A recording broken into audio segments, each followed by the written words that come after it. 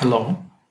இன்னைக்கு வீடியோவில் நம்ம வந்து எப்படி ஒரு பேசிக் டெவலப்மெண்ட் என்விரான்மெண்ட் எப்படி செட் பண்ணுறது, அதாவது விஎஸ் கோடு, கிட், பவர்ஷெல் இதெல்லாம் எப்படி இன்ஸ்டால் பண்ணுறதுன்றத பார்க்க போகிறோம். ஃபஸ்ட்டு விஎஸ் கோட் இன்ஸ்டால் பண்ணுவோம்.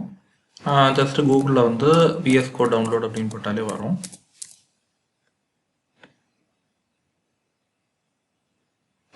இதில் டவுன்லோட் கிளிக் பண்ணிவிட்டு இதில் வந்து உங்களுக்கு விண்டோஸா லினக்ஸோ மேக்கோ உங்களோட ஓஎஸ்க்கு ஏற்ற மாதிரி பார்த்துக்கோங்க. அதுக்கப்புறம் உங்களோட சிஸ்டமில் 64 பிட்டா 32 பிட்டா அப்படின்றத பொறுத்து வெர்ஷன் டவுன்லோட் பண்ணிக்கோங்க. மோஸ்ட்லி ஒரு 2-3 வருஷத்துக்கு முன்னாடி வாங்கின சிஸ்டம் எல்லாம் இருந்துச்சுன்னா கண்டிப்பாக 64 பிட்டாக தான் இருக்கும்.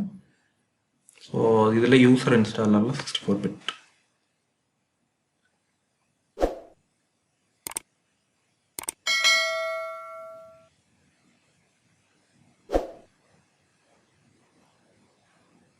ஓகே, விஎஸ் கோட் டவுன்லோட் ஆனோடனா அதை ஜஸ்ட் கிளிக் பண்ணிங்கன்னா இன்ஸ்டாலேஷன் ஸ்டார்ட் ஆகும்.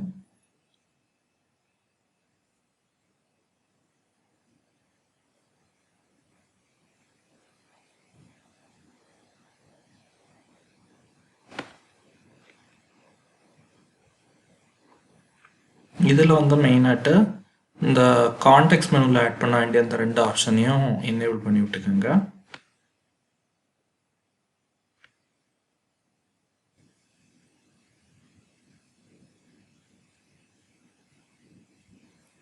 ஓகே, அவ்வளோதான். விஎஸ் கோட் இன்ஸ்டால் ஆகிட்டு இனி வந்து உங்களுக்கு எங்கே போய் ரைட் கிளிக் பண்ணி உங்களோட ப்ராஜெக்டில் ஓப்பன் வித் கோடு கொடுத்தாலும் உங்கள் ப்ராஜெக்ட் வந்து டேரெக்டாகவே விஎஸ் கோடில் ஓப்பன் ஆயிரும். அடுத்தது வந்து நம்ம பவர்ஷெல் இன்ஸ்டால் பண்ணுவோம். ஸோ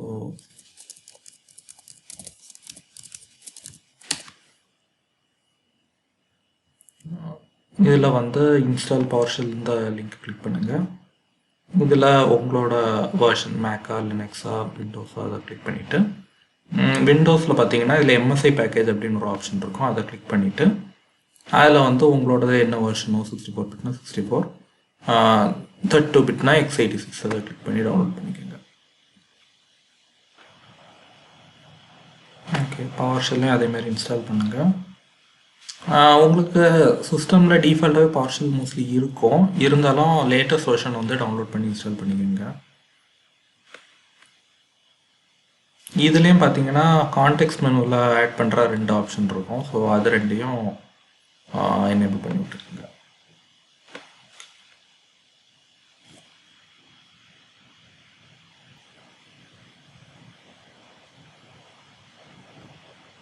ஓகே, இப்போ பார்த்தீங்கன்னா உங்களுக்கு எந்த ஃபோல்டரில் போய் உங்களுக்கு பவர்ஷெல் ஓப்பன் பண்ணாலும் ரைட் கிளிக் பண்ணால் பவர்ஷெல் ஆப்ஷன்ஸும் வரும். அடுத்து 3ஆவதாட்டு நம்ம கிட் இன்ஸ்டால் பண்ணுவோம்.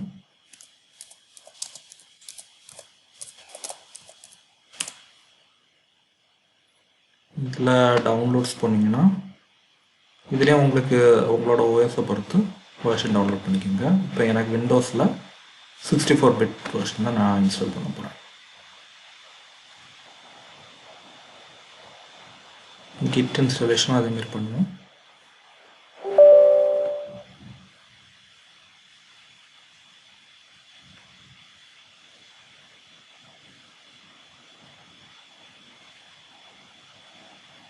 இதில் பார்த்தீங்கன்னா டிஃபால்ட் எடிட்டராக எது யூஸ் பண்ணணும்னு கேட்கும். இப்போ ஒரு வேளை சில கமிட் மெசேஜஸ்லாம் கொடுக்குறோம், அந்த மாதிரி டைம் வந்து ஒரு டெக்ஸ்ட் எடிட்டரில் ஓப்பன் பண்ணி டீட்டெயில்ஸ் கேட்கும். அப்போது வந்து வெம் யூஸ் பண்ணிங்கன்னா டெர்மினல்லே கேட்டுட்ருக்கோம். ஸோ அதை மாற்றி நம்ம விஎஸ் கோட் வர இன்ஸ்டால் பண்ணனால விஷுவல் ஸ்டுடியோ கோட டிஃபால்ட் எடிட்டராக செட் பண்ணிப்போம்.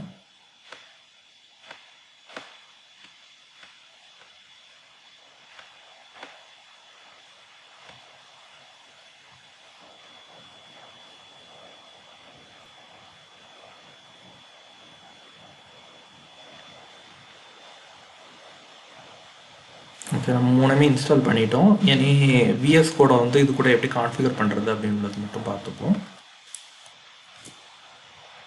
ஏதோ ஒரு ஃபோல்டரில் ஜஸ்ட் விஎஸ் கோடை ஓப்பன் பண்ணிக்கோங்க.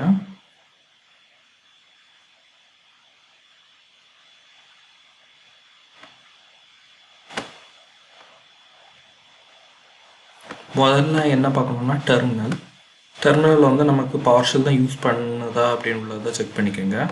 இது வந்து டிஃபால்ட்டாக பவர்ஷெல் தான் யூஸ் பண்ணுது. அப்படி ஒருவேளை பவர்ஷெல் இல்லாமல் கமாண்ட் ப்ராம்ப்ட் ஏதாவது இருந்துச்சுன்னா இந்த ட்ராப் டவுனை கிளிக் பண்ணி பவர்ஷெல்னு மாற்றி விட்டுக்கோங்க. இப்போ நம்ம ஆல்ரெடி பவர்ஷெல் தான் யூஸ் பண்ணிகிட்டு இருக்குது.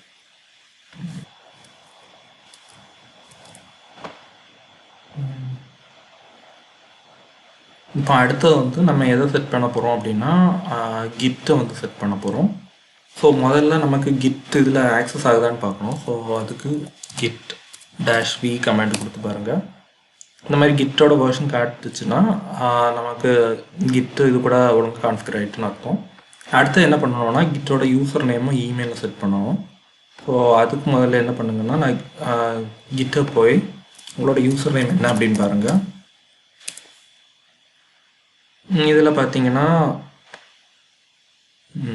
இதுதான் உங்களோட யூசர் நேம்.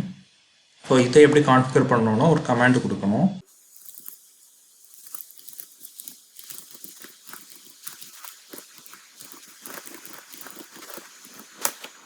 அடுத்த இமெயில் வந்து கிட் லாகின் பண்ணுறதுக்கு என்ன இமெயில் யூஸ் பண்ணுறீங்களோ அதை யூஸ் பண்ணிக்கலாம். ஆக்சுவலாக கிட் வந்து ஒரு டெம்பரரி இமெயிலாக கொடுக்கும், அதுவும் யூஸ் பண்ணலாம். பட் இப்போதைக்கு நான் வந்து என்னோட லாகின் இமெயிலே கொடுத்துக்கிறேன்.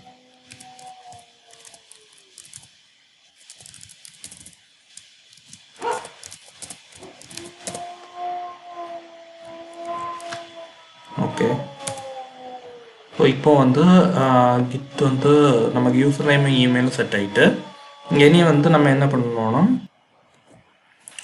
யூஸ்வலாகிட்டு நீங்கள் ஏதோ புஷ் பண்ணுறீங்கள்ட்ட புல் பண்ணுறீங்க அப்படி எதுவும் ஆப்ரேஷன்ஸ் பண்ணுற டைமும் வந்து அதுவே லாகின் கேட்கும். அப்படி இல்லாட்டா இன்னொரு மெத்தட் என்ன பண்ணலான்னா இதில் வியூ கமாண்ட் பலட் போயிட்டு இதில் என்ன கொடுக்கலான்னா கிட் க்ளோன் கொடுத்தீங்கன்னா அதுவே என்ன கேட்கும்னா க்ளோன் ஃப்ரம் கிட்டப்பான்னு கேட்கும். அதை கிளிக் பண்ணிங்கன்னா இது சைன்இன் பண்ண கேட்கும். அலோவ் கொடுத்துங்க. இந்த மாதிரி ஒரு விண்டோ வரும், அதில் ஜஸ்ட் ஆத்தரைஸ் மட்டும் கொடுத்துக்கோங்க.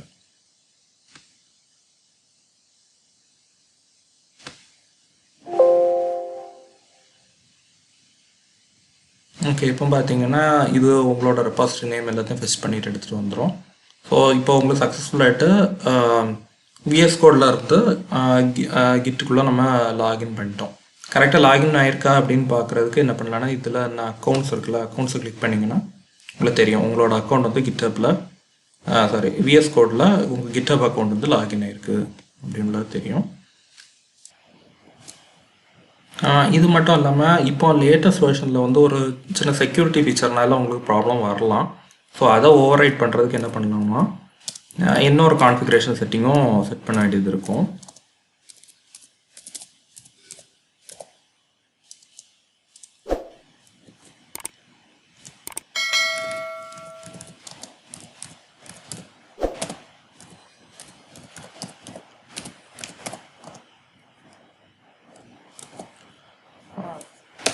இந்த கமாண்டை ஆட் பண்ணிங்கன்னா உங்களுக்கு சில செக்யூரிட்டி ஃபீச்சர்ஸ்லேருந்து எஸ்கேப் ஆகலாம். இல்லாட்டா ஆல்ரெடி இருக்கக்கூடிய ஒரு டைரக்டரிலாம் ஓப்பன் பண்ணுற டைம் இது ரெக்கக்னைஸ் பண்ணாது.